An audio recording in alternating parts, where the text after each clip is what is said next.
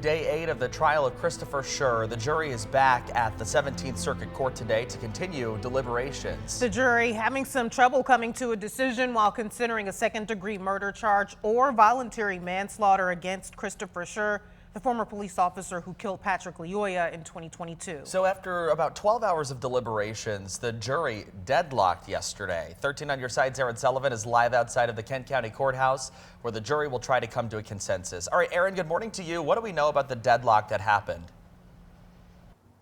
Good morning to the both of you. Well, that occurred around 3 p.m. yesterday afternoon. Now, Judge Christina Mims did send them to deliberations, but she said that only lasted for a short period of time. Now, a deadlock means the jury believed they could not reach a verdict yesterday.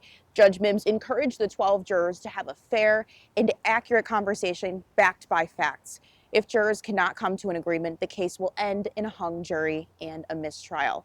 The defense tried to motion for a mistrial once again yesterday because of the deadlock. The judge denied that request. Law expert with Cooley Law School, Tanya Kraus-Phelan, says she was surprised the jury deadlocked so soon, since they have so much evidence to consider. In a case that was a week long, right, and the judge went full days, it would not be unheard of for deliberations to last anywhere from 2 days to the full week. She says it's not uncommon for a jury to deadlock, and that's not an indicator of what the verdict will be. The jury has 4 options for the verdict: guilty of second-degree murder or voluntary manslaughter, not guilty, or a mistrial. They're due back here at 8:30 this morning, and of course we'll be waiting here to see if they can come to a consensus and deliver a verdict. 13onyourside.com is where you're going to want to head for live updates of today's trial. For now, live in downtown Grand Rapids, I'm Aaron Sullivan, 13 on your side. Thank you, Aaron. We're expecting to again see supporters of both Christopher Schurr and Patrick Lyoya gathering outside the courthouse this morning in preparation for that verdict. So yesterday, as the jury deliberated inside the courthouse, tensions outside the courthouse rose, and even at one point getting physical. Grand Rapids police say one woman was arrested for fighting, and they're now investigating if others were involved here. Now, police say no tear gas or pepper spray was used. An inert powder was discharged only as a warning. Police say it calls it a harmless substance.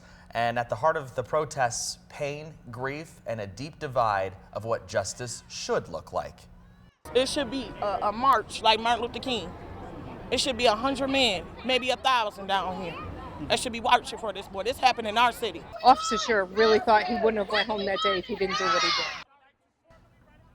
The jury returns to the court this morning to continue deliberations. And as we wait for the jury's decision, you can watch all the witness testimony on our streaming app 13+. We have the testimony from every day pinned at the bottom of the screen once you're in the app. Once a verdict is reached, we'll air that for you live on air and on 13+ without that mandated 30-minute delay that's not required for the verdict.